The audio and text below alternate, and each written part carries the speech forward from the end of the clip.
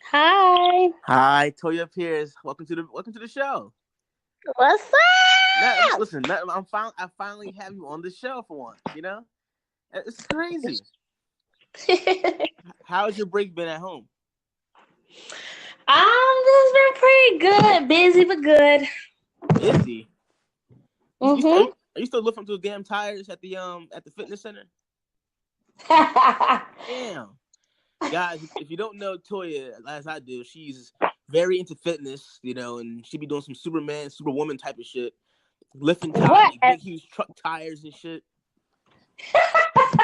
Really? Yeah, really. I gotta tell the viewers. I told the people you're kind of like a doctor, but you're a friend of me. A friend of mine, and you've been helping me try to fix me, and be my inner, what do you call it, the inner helper. Like a tutorial. So they know are already. But can you tell the listeners about yourself, please? Oh Jesus! It's a lot. It's a lot. It's a lot. We have Well, time. briefly, I am, as he said, a friend of him, but I have many different talents and traits. So it's like so much about me that you have to figure out. But I am someone who just graduated. I'm gonna be doctors, guys. Gonna be doctor. Mm. But you're goofy. You got me laughing over here. I'm supposed to be serious, okay? No. This is the show about talking you up. It's about fuckery. So it's about we're gonna be serious, but gotta have fun in between all that. But no, I do have a nonprofit, and at this moment, I have no children. Y'all, Jamal finna have some kids. I heard. Oh God, yeah, no children for me, no time soon. Thank God.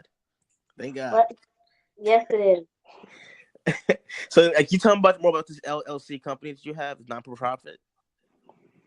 Well, LLC and nonprofit is totally different. Yeah, well, I Um, fucked up.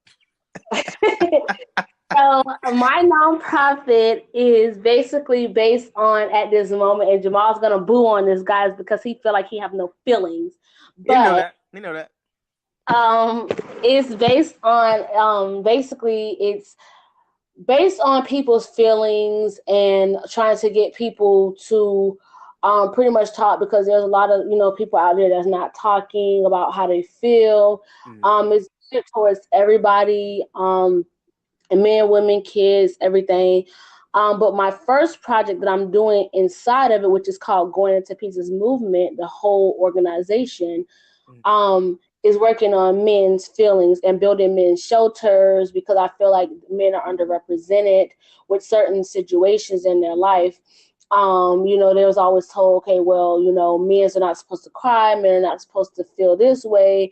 I see so many incidents where men have children from women, and because they're the woman and they had them, like the government or people say, well, women are most fit for the kids, and they may not be the fathers. There's so many fathers that are stepping up, and then there's even domestic violence. Some women are domestic violent towards men, and it's not being seen. There's rapes being done, women or men raping men, or women raping men, and no one's really looking at that because they see it as women only can this stuff can only happen to women, and I don't Mm. see it that.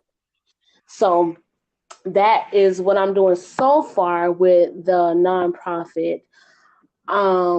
So I don't know, it's just about pretty much ministering to people, assisting people with things that they may have in their life. Other than that, that's pretty much it. And that's a good thing you're doing because if I can defend myself real quick, when you mentioned that they think I don't have any feelings, I don't necessarily that I told you this in the past where I pretty much use that persona as a way to get by from people getting to know me. You know this, and you're right about that. I think a lot of people, a lot of men, especially, who feel as though they have to be hard outside the shell in order to get a certain level of respect from people, or to be feared, to be this intimidating factor. And also, I think a lot of people, a lot of guys do it is because mostly females, a lot of women out there like those type of men. That's factual. That's actually been proven. Not all women, but I say mostly young girls. Young women love guys who just naturally mean. They don't like friendly guys like me. Like I said, I want to move to Houston, right? But Houston is a known factor of place of mean ass niggas, and I don't think I can fit in there. But can you describe to me about like the current generation of how men pretending to be hard in order to get by? I wouldn't necessarily say women like men that are hard. I mean, I would say that women like men that are soft too, because for me, if a man appears to me that they can be broken and soft, and that's pretty much what my movement is about, it's showing that, that you can be broken, that you can be talked to or whatever. Like, I like, some men that are macho, but I don't want you to be gullible. Like, if I say jump, you're like, how high? Like, I need you to put me in my place, but not how these women, I won't even say some women, I just say, in honestly, like, to go on a woman's side, some men like women who be all up on them, like, oh, where you going and stuff, because they feel like if you don't ask them that, then you're talking to someone or whatever. And some men don't. Go ahead. I can see that because, like I told people, my viewers, I'm a jealous individual, right? But the thing is, I will never show it entirely. I would be questioning. I probably will follow you around and say, like, what the fuck do you think? Like, where do you think you doing? No, it's a jealousy fact. I think a lot of men these days grow up with with no father figures, and to be coddled by their mother, so they grow up into this man who's unsure of himself as a man when it comes to dealing with dating females.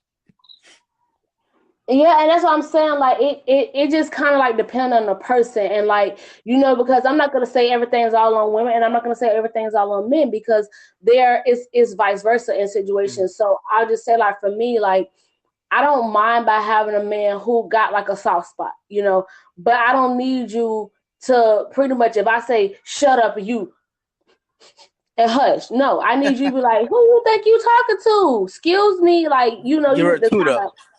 Right.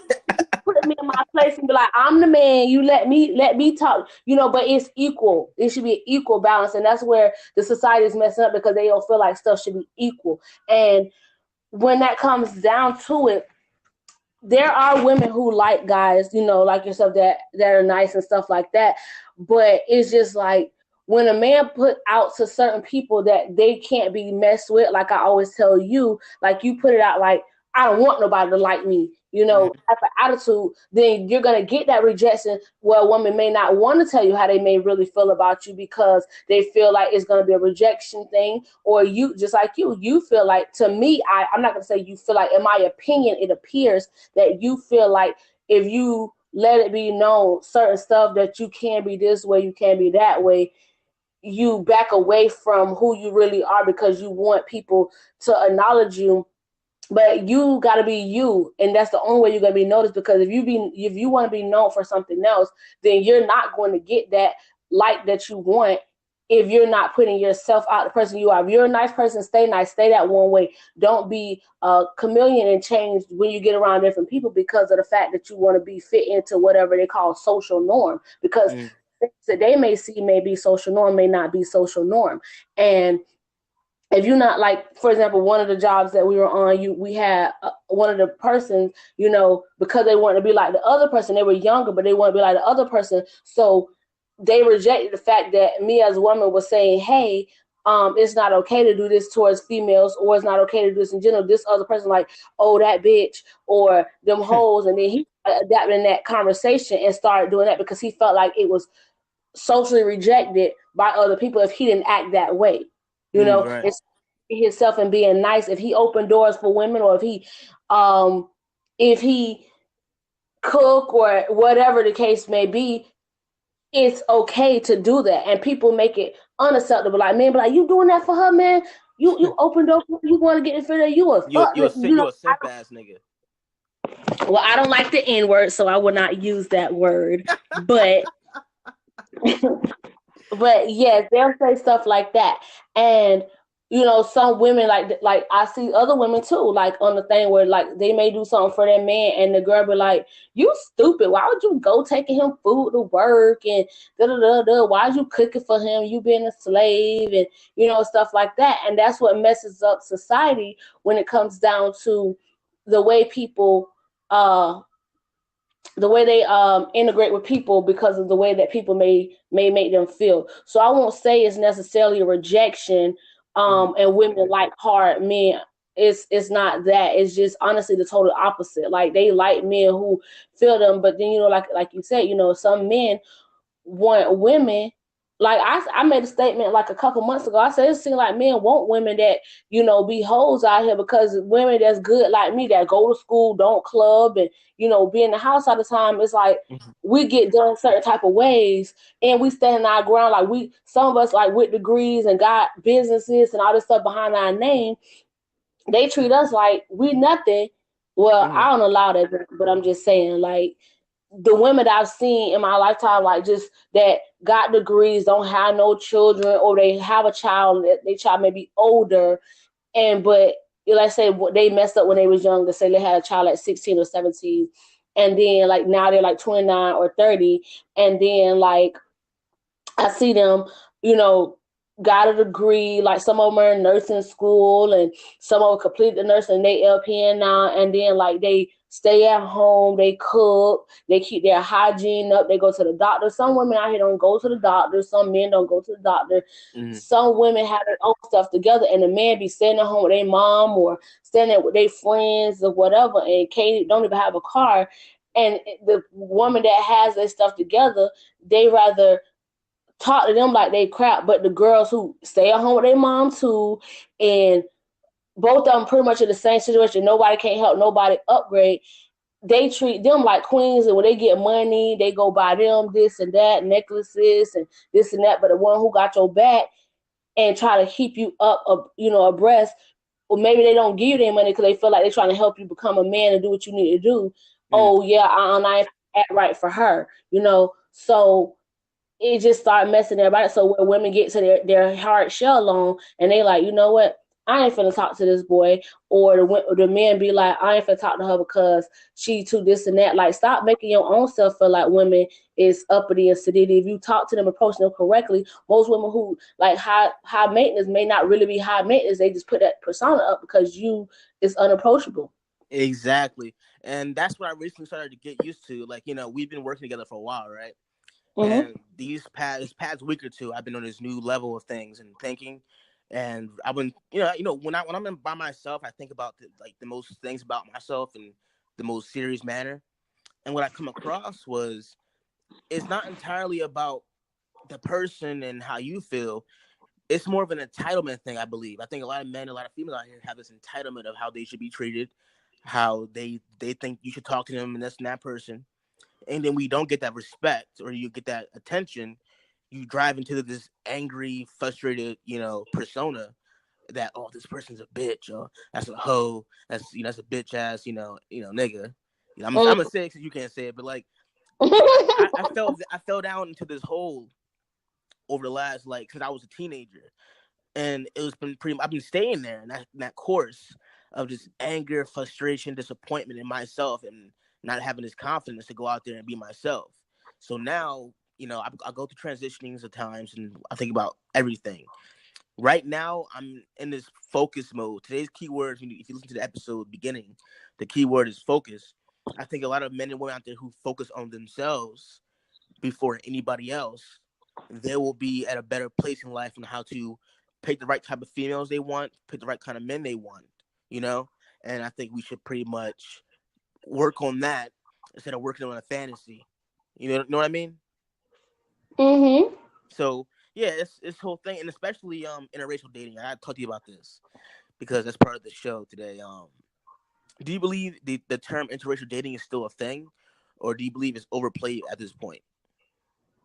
I believe it's overplayed. Like now, they don't even really even say the word. Like I don't know. People make it seem like interracial dating is a bad thing. You know. I mean, go ahead. Go ahead, Toya.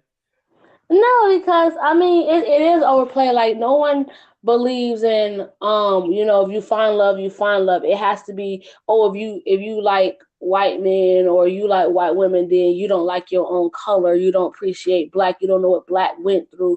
And I'm like, I love my color and I love and the fact, I know what we went through in the past, but you can't go off because I always hear women be like, oh, he left for that white girl or whatever, and she just want to be black so bad. And I heard black men be like, oh, he done left for that white girl, and instead of looking at the base behind, like maybe this person look like they looking at, oh, you want to be accepted by this person's family, this and that. Okay, maybe they're a long end of the family that they may never even speak to, which is somebody like generation like 10 decades ago, they may not be accepted. But is that term is like being so, it's not, I don't It's even really hear the biased. word interracial. Yeah, I don't even really even hear the term. I honestly have not heard the interracial term in so long. Like the only time I ever heard it is when like Tia, I call her Tia and Tamara, but Mm. the twins, you know how they have their interracial. That's the only time I've ever like really heard it being said. Now I just hear, oh, they dating that white girl or the C word that I don't use, and I don't like that because I feel like one time I actually left my church because of that, because when I was younger, I used to go to my elementary school, and there was this girl that I called my best friend. She Mm. started in her church, so I was going to her church with her for a long time, and we ended up going to another church when I got in middle school, and then she ended up going somewhere else. Like her mom took her somewhere else, and I was going to this one church, and so I stayed in that church for years, and my sister actually was like, how typical teenagers, they kind of like each other was. So it was this, African American guy that was there, and she liked him, and they was like, oh, you guys can't talk to each other, because we would participate. Like I had finally started getting my sister to go too, and so we were going there, and it was this boy there that she, just say he, it was cute, and they seen him a little close, but they never like kissed or stuff like that. He just walked her around, and when it went on functions, he probably put out her chest something, but he probably didn't even go that far. But they tried to make it seem like it was something there that it wasn't. And so my sister ended up not going to like a lot of the events, with me, and then my sister ended up aging out and going to college.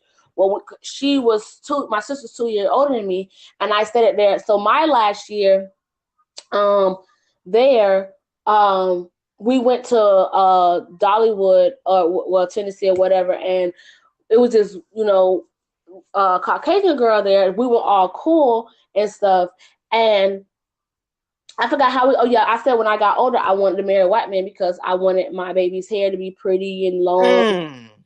Right. So I didn't really understand, back then, like that kind of stuff. So I was like, nah, I want my baby to have some, good hair. But like, I appreciate my hair, and I got curly hair, so I don't mean any offense by, because I love my culture and stuff like that.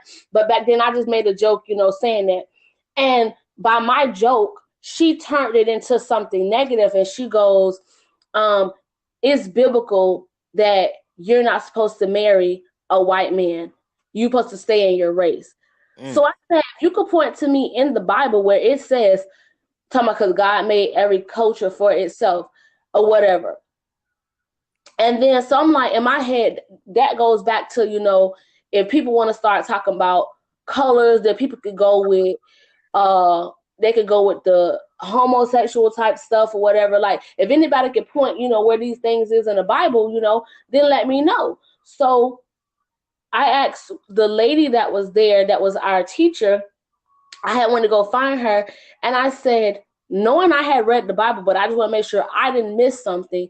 And I said, Miss Such and Such, is it biblical? Like, can you tell me where in the Bible does it say that I can't marry a white man? And she said, huh? And I said, well, such and such told me this. And she's like, well, why did you guys get into that conversation anyways? And she didn't want to get into the subject because the church I was going to, it was Baptist, but it was predominantly white. Mm. And so I was pretty much the token coin. So I kind of just was like, okay. she kind of didn't answer that question. And then I couldn't sleep that night because I'm like, what kind of church am I going to that doesn't accept, interracial things? Like why is it you got to marry a color? And where in the Bible does it say, yeah, he did make, color, but it didn't say in the Bible, stay within your limits, And so the next time I went to church, like basically they normally used to come pick me up for church, and then it started kind of like changing after that, where the lady couldn't come get me that first, like for the first and the second week after we got out of it, and then the next time she was late coming and stuff. And so I kind of just basically told her to stop to come and get me, because it just seemed like their attitude changed after that incident about the race that I played around and said I wanted to date and have a date from. And so I realized that it doesn't matter how much I went to that church and I loved God just the way they did. Our goals wasn't equally yoked and it wasn't in line. And I had to go away from that church because I felt like, no one can even, like, if I'm going to tell you something, like, say, for example, somebody asks me, okay, well, why, Toy, why you don't smoke weed? Why is weed bad? They'll say, okay, well, point out in the Bible where it say this and that. Like, there's people who came at me and said that. If I'm not able to directly point you to something, I'm not going to worry to say God said or is biblical. Like, I'm just not going to do that. And I feel, go ahead. Sorry to cut you off, but yeah, I got to say this. Like, I think sometimes what I believe is people take the Bible, a little too seriously. Plus, it's like people worship the Bible more than they worship the actual God, because they go by everything that people believe in and say is from this book and these mini books, and it's not really from God's mouth. If you think about it, I'm just saying my opinion on that. Like, things are taken a little too seriously. And see, I will somewhat agree with you on people focus more on the word than the relationship with him, because people try to focus on what not to do wrong instead of like understanding that it was before time, when it was written. I think the people don't realize they forget that the word Bible means basic instruction before leaving earth, not all of the instructions. Ooh, I didn't know that. I did not know that. Well, when you spell Bible, basic instructions before leaving earth, and people, I'm not saying, oh, this is biblically what it means, but you can, pretty much, understand that. And people, I was just reading something the other day. I was reading this scripture thing, and I think it was Joel Osteen who was saying that the reason why people reject churches was because, or reject the word, is because people are more focused on the religion than the actual relationship. And I always say that because when you pray, I get up every morning, this, and I read my Bible every morning and stuff like that. And when I do that, it's to establish that relationship. So in his word, he says, thy word have I hid in my heart that I might not sin against thee. I can have his word all day long in my heart or whatever, but if I'm not putting that in alignment with actually talking to him and just more focused on my reading than talking to him as if he was my friend or whatever, it's going to take my value off of what, like you said, focus. It's going to take my focus off of what I'm supposed to be focusing on, and people don't realize that. So a lot of people, they get mad at Christians or get mad at people who read the Bible, period, because someone may have messed up what it really is supposed to be, and they focus on that instead of focusing on, okay, well, like there's some people who believe that you're not supposed to sin, period. We're not perfect. We're gonna make mistakes. We're gonna fall. But there's some religions who believe, and they try to box that religion, and that's why I don't really put myself in a typical like religion. Like now, if I had to be classified, it would be more with Christianity and stuff like that versus Jehovah's Witnesses and stuff like that. But it scared the hell out of me. Those Jehovah's Witnesses, they come right to the door at 11 o'clock in the morning. Like, oh shit! But that's their religion, though. But I know, but that scared the shit. I'm thinking about Friday. And they come right to my doorstep like 9 o'clock, 11 o'clock in the morning. I'm like, come on, now it's too early for all this on a Monday morning. I'll see y'all next weekend. But basically they don't do different than what Christians do. Christians, they go around in the neighborhood and they take, cause I used to do it all the time too, but I didn't like we'll ask them, do they know about God and stuff, and we're walking around and we're talking and we're handing them out pamphlets, giving them information, because some people don't know that God exists. Some people never was introduced to a church, Kingdom Hall, whatever else they have, synagogues, all that, they wasn't introduced to that. And so when we go out, we're witnessing because he tells us to bring the word around to people. But I was always taught never push your religion on anybody else. All your job is to do is give that information. And so to go back to what you said, it is, somewhat played out when people kind of just, when they're talking about the Bible, they do focus more on what he's saying. But you do need to focus on the words to the Bible, but you need to also ask him for understanding, because you could read all day long and don't understand what you're reading, and you're focusing on, oh, I'm reading this. But sometimes when I read the Bible, I read it differently. Like, depending on whatever trial and tribulation I go through in life, I read it different. Like, I done heard the 23rd songs all my life. And it wasn't until this one event happened in my life that I read it differently. And I'm like, I never thought about it like this. Like when he was saying goodness and mercy shall follow me all days of my life, I would just read it because I knew to read it. But then I thought about it. Why am I worried about everything that's going on in front of me when it says good, like it, grace and mercy followed me. They're following me. They're getting a wall behind me, and whatever's behind me, all the days of my life. And I would do it, and so people, when they read it, they're like, okay, well, okay, and then now their relationship with God is like not being focused on what it's supposed to be on. That's just like if you were reading a school book. If you're reading a book but not focused on the teacher probably teaching you something that's either not in the book or to help you understand the book better. But if you're not building that relationship with the teacher or listen to what the teacher said, you're just reading your textbook. What she quiz you on may be something totally different than what you going through. Same thing with God. He may test you on something that may not be in this Bible. So, Jesus, I know. See, I'm going to church most likely this weekend for like the first time in like, I'm from a real church for like 10 years, I guess. Let me know when you go to church, so I won't go to my church because I don't want to die. Well, listen. I know what you mean. I know you. If I step into a church, it may come a flame. I ain't gonna lie to you. I'm really proud. I'm just playing, but I'm really proud. Nah, thank you. And actually, wrap up the interview so I can get my other friend on there to talk about interracial dating. But Toya, I really appreciate it. I have an important question for you at the end of right now. If you can, besides no race included or no culture included, if you can. Do you have a specific type of dream man? What would it be like? To wrap these 3 minutes up that I got.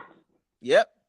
My dream man, honestly, will be someone who is equally yoked with me. And when I say equally yoked, I don't mean just biblically. I mean in everything. Like, I don't have any children right now, so we would have children. We need to talk about discipline. He need to be willing to want to, break with me as well as I'm breaking. Like, if you want me to tear down my walls, you need to tear down your walls. We just pretty much need to be eye to eye with stuff. And I definitely need him to love God more than he loves me, because I don't want to be a deficit to him. I would want to be an asset. So it's like I want us to both get to the point where we don't need each other. We just want to be with each other. Like, yeah, I love you and I want to be with you forever.